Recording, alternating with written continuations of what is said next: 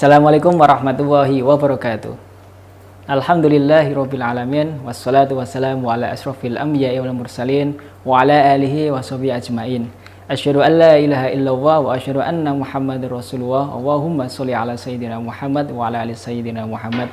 Rabbi shrah li sadri wa yassir li amri wa hlul 'uqdatam min lisani yafqahu qawli. Rabbi zidni ilma warzuqni fahma. Jumpa lagi bersama saya Mufti Arif Arfiansyah dalam video pembelajaran pengantar akuntansi. Kali ini kita akan membahas materi jurnal penyesuaian. Jurnal penyesuaian ini adalah kelanjutan dari siklus akuntansi yang telah kita bahas terlebih dahulu di pertemuan yang lalu. Siklus akuntansi bisa kita cermati kembali bahwa siklus akuntansi adalah sebuah siklus dari transaksi hingga berakhir ke dalam laporan keuangan, kemudian sampai kepada neraca saldo. Nah, kali ini kita sudah pada posisi jurnal penyesuaian. Artinya pada beberapa pertemuan yang lalu sudah kita bahas bagaimana perusahaan mencatat transaksi akuntansi menggunakan metode sistem periodik maupun perpetual, kemudian melakukan jurnal khusus, kemudian dilakukan juga posting ke buku besar, dan hasilnya adalah neraca saldo.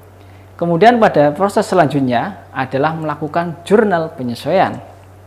Nah, jurnal penyesuaian itu artinya apa? Dilihat dari namanya, itu adalah jurnal yang bertujuan untuk melakukan penyesuaian-penyesuaian. Apa yang perlu disesuaikan? Kenapa kok perlu disesuaikan? Hal itu karena ada ketidakcocokan, ada ketidaksamaan di antara pencatatan dengan kondisi yang sudah terjadi atau kondisi yang nyatanya terjadi.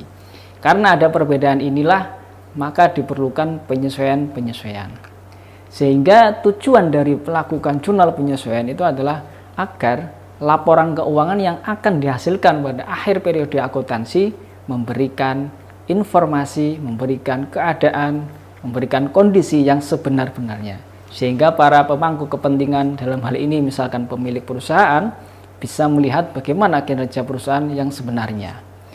Nah, dalam mencatat jurnal penyesuaian ini, karena ini adalah sifatnya adalah penyesuaian, jadi tidak semuanya dibuatkan jurnal penyesuaian. Adapun akun-akun yang sering dilakukan penyesuaian itu adalah ada akun perlengkapan. Dan di sini antara perusahaan jasa dengan perusahaan dagang tidak ada perbedaan dalam hal penyesuaian. Kecuali ada satu perbedaannya, yaitu apa?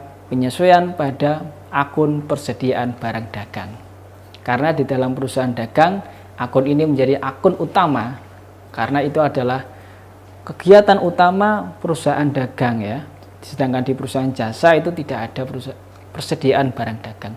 Maka dalam perusahaan dagang ini, untuk membuat jurnal penyesuaian itu sama persis dengan yang dilakukan pada perusahaan jasa. Misalkan tadi ada akun perlengkapan, kemudian ada akun beban dibayar di muka, ada pendapatan diterima di muka misalkan, kemudian ada beban yang akan dibayar, pendapatan yang akan diterima maupun penyusutan aktiva tetap. Nah, ini cara melakukan penyesuaian dan cara melakukan transaksi itu sama pada perusahaan jasa. Nah, kali ini saya akan lebih membahas, memperdalam bagaimana penyesuaian untuk akun persediaan barang dagang.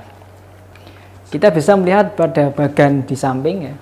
Kita bisa melihat di sini bahwa sistem pencatatan yang ada di dalam perusahaan dagang itu sudah kita kenal ya, ada dua sistem, yaitu sistem perpetual dan sistem periodik.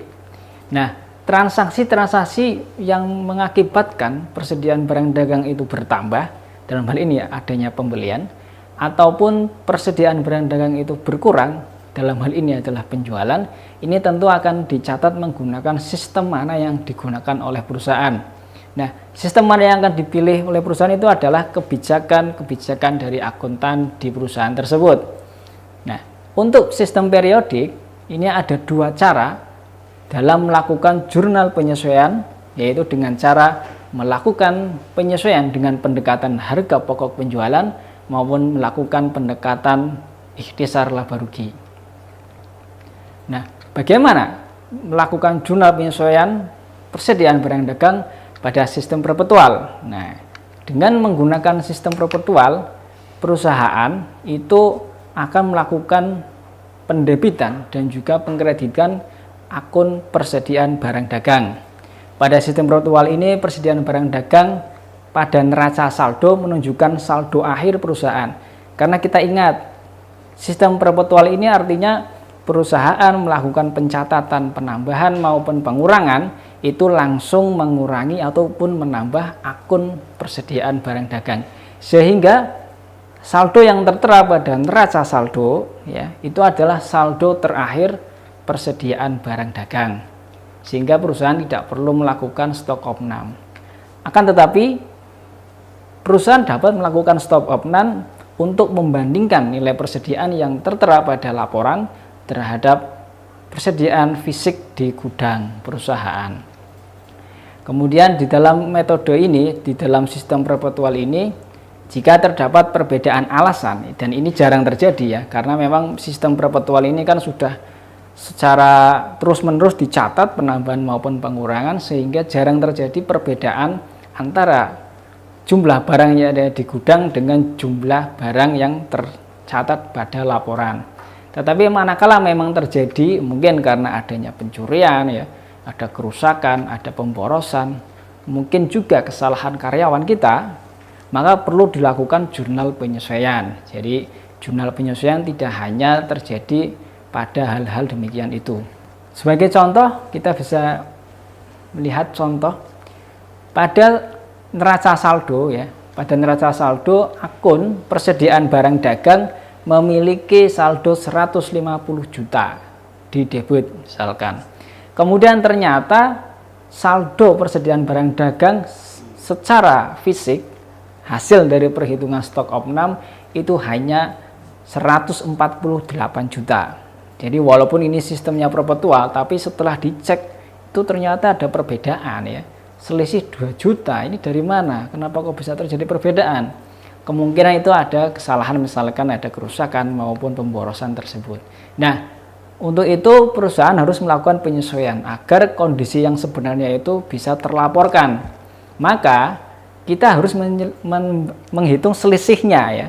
150 juta dari hasil pencatatan dikurangi dengan 148 juta dari hasil perhitungan fisik, sehingga nilainya 2 juta rupiah. Kita lakukan jurnal penyesuaian. Dengan cara apa? Dengan cara kita mengurangkan akun persediaan barang dagang. Akun ini berkurang di sebelah kredit, sehingga di debitnya kita menggunakan akun harga pokok penjualan. Karena ini sistem perpetual, maka langsung mengurangkan akun persediaan barang dagang. Cukup simpel untuk melakukan penyesuaian menggunakan sistem perpetual ini. Lantas bagaimana ayat jurnal penyesuaian menggunakan sistem periodik? Di dalam sistem periodik, kita tahu bahwa setiap penambahan dan pengurangan persediaan barang dagang kita menggunakan akun pembelian ataupun akun penjualan. Jadi secara tidak langsung kita tidak menggunakan akun persediaan barang dagang. Tetapi akun persediaan barang dagang itu akan muncul di neraca saldo di akhir periode. Nah, munculnya saldo persediaan barang dagang ini juga hasil dari perhitungan secara fisik. Jadi di akhir periode perusahaan itu akan melakukan perhitungan fisik ya, kemudian hasil dari perhitungan itu akan menghasilkan persediaan barang dagang akhir. Sedangkan persediaan barang dagang awal itu sudah tercatat di dalam neraca saldo awal bulan. Nah, pasti nanti ada perbedaan tuh antara persediaan barang dagang awal di neraca saldo terhadap persediaan barang dagang akhir hasil dari perhitungan fisik. Itu pasti akan ada perbedaan. Karena di dalam sistem periodik ini persediaan itu tidak dicatat secara terus-menerus, sehingga ini membutuhkan penyesuaian. Nah, di dalam sistem ini ada dua pendekatan, tadi sudah saya sampaikan, ada ikhtisar laba rugi dan harga pokok penjualan. Dengan menggunakan pendekatan yang pertama, yaitu menggunakan akun ikhtisar laba rugi. Nah, dengan pendekatan ini cara menyesuaikannya itu adalah menggunakan akun bantu, yaitu akun ikhtisar laba rugi. Sebagai contoh nih, saldo persediaan barang dagang pada neraca saldo sebesar 15 juta. Nah, karena ini dari neraca saldo, maka ini adalah persediaan barang dagang awal ya. Kemudian perusahaan melakukan stok opnam, ketemu angka 14 juta. Nah, karena ini adalah stok opnam, maka itu menjadi persediaan barang dagang akhir. Nah, cara menyesuaikannya itu adalah bukan dengan cara melakukan perhitungan selisih seperti di sistem perpetual yang kita menghitung selisih di antara persediaan awal dengan persediaan akhir, tetapi dalam metode periodik ini tidak boleh dilakukan selisih, tetapi dengan cara menggunakan pendekatan akun ikhtisar laba rugi, yaitu mengkreditkan persediaan dagang awal dan mendebitkan persediaan barang dagang akhir. Dengan demikian nanti saldo akhirnya itu akan menunjukkan persediaan barang dagang akhir. Kita lihat di situ contohnya akun debit ya, akun persediaan barang dagang akhir kita debitkan sebesar 14 juta. Kemudian kreditnya itu adalah ikhtisar laba rugi sebesar 14 juta. Ini akan menjadikan akun persediaan barang dagang memiliki saldo 14 juta. Kemudian kita mengkreditkan persediaan barang dagang awal, yaitu dengan cara mengkreditkan persediaan barang dagang awal 15 juta, kemudian debitnya kita menggunakan akun ikhtisar laba rugi. Ini adalah cara untuk melakukan penyesuaian persediaan barang dagang melalui pendekatan ikhtisar laba rugi. Bagaimana dengan pendekatan harga pokok penjualan? Pada pendekatan harga pokok penjualan kita menggunakan akun harga pokok penjualan. Jadi caranya hampir sama dengan menggunakan metode perpetual, dengan metode ikhtisar laba rugi maksudnya, tetapi ini menggunakan akun harga pokok penjualan. Tetapi dalam menggunakan akun ini tentunya harus mengikutkan akun-akun lain sebagai penyusun dari harga pokok penjualan itu sendiri. Apa saja itu? Kemarin sudah kita bahas bagaimana cara menghitung harga pokok penjualan yang terdiri dari beberapa akun penyusunnya ya. Yaitu apa? Akun pembelian, kemudian ada beban angkut pembelian, kemudian ada retur pembelian, dan juga potongan pembelian. Nah, akun-akun ini sebagai unsur perhitungan dari HPP itu semuanya harus ikut disesuaikan di dalam jurnal penyesuaian ini, sebagaimana contoh yang akan kita sampaikan ini. Nah, ini kita bisa melihat contohnya. Jadi di sini ada daftar saldo. Daftar saldo ini hasil dari pengumpulan sisa-sisa akun ya, saldo akun dari buku besar. Kita bisa melihat di sini sebagai contoh, kita perhatikan akun persediaan barang dagang. Di dalam daftar saldo ini saldonya di sebelah debit dengan nilai 7.500.000. Sedangkan dari hasil pengecekan di gudang secara fisik, barang dagang ini ternyata dinilai seharga 9 juta. Artinya persediaan barang dagang akhir itu lebih banyak, yaitu 9 juta. Sedangkan persediaan barang dagang awal hanya 7,5 juta. Nah, ini ada selisih di sini.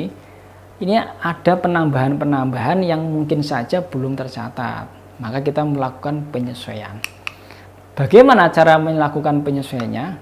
Seperti yang saya katakan tadi, langkah pertama adalah melakukan pendebitan persediaan barang dagang akhir, sehingga kita debitkan persediaan barang dagang akhir senilai 9 juta di debit, kemudian kita kreditkan dengan akun bantu, yaitu akun harga pokok penjualan.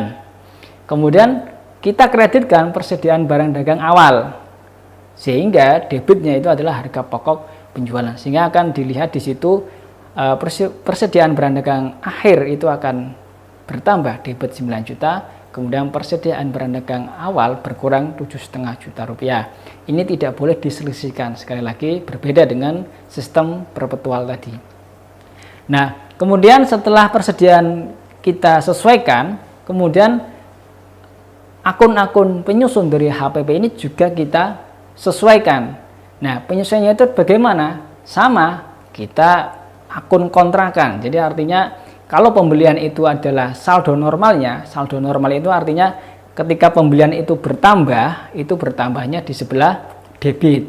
Maka dalam penyesuaian ini kita kontrakan, jadi kita kreditkan di sebelah kredit pembelian ini. Begitu juga dengan beban angkut pembelian.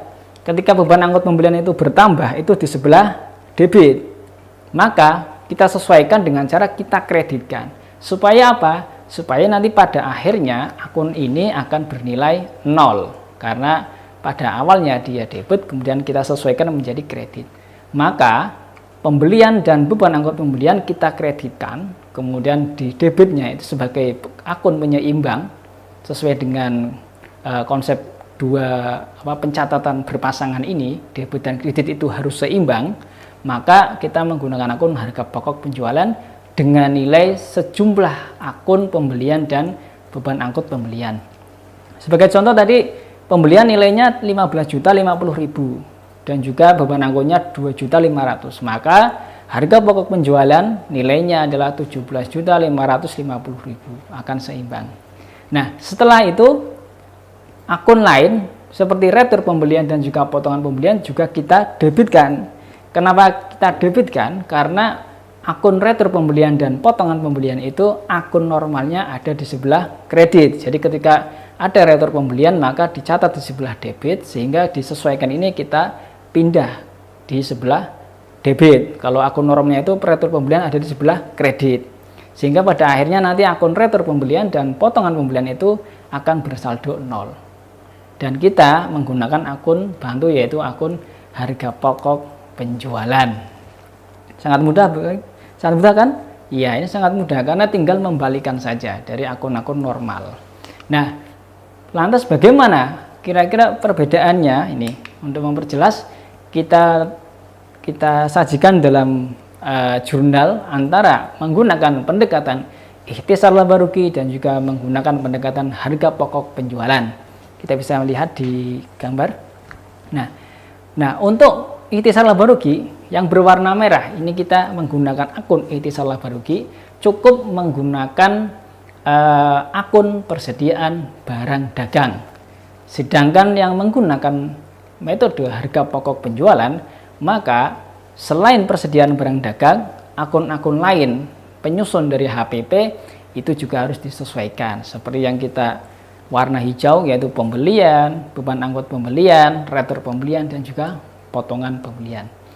Ini adalah untuk melakukan penyesuaian akun persediaan barang dagang. Sangat mudah bukan? Oke. Untuk diingat bahwa jurnal penyesuaian ini juga harus dilakukan posting ke buku besar. Jadi setelah tadi kita sudah melakukan penyesuaian akun-akun yang perlu kita sesuaikan, maka setelah dibuat jurnal ini kita harus melakukan pemindah bukuan ke dalam buku besar utama, yaitu diposting sesuai dengan transaksi-transaksi yang telah disesuaikan. Sebagai contoh, nah ini sebagai contoh kita posting ke dalam buku besar pada akun persediaan barang dagang. Nah, misalkan persediaan barang dagang memiliki saldo di saldo neraca ya, itu sebesar 7.500.000, sama seperti di neraca saldo tadi.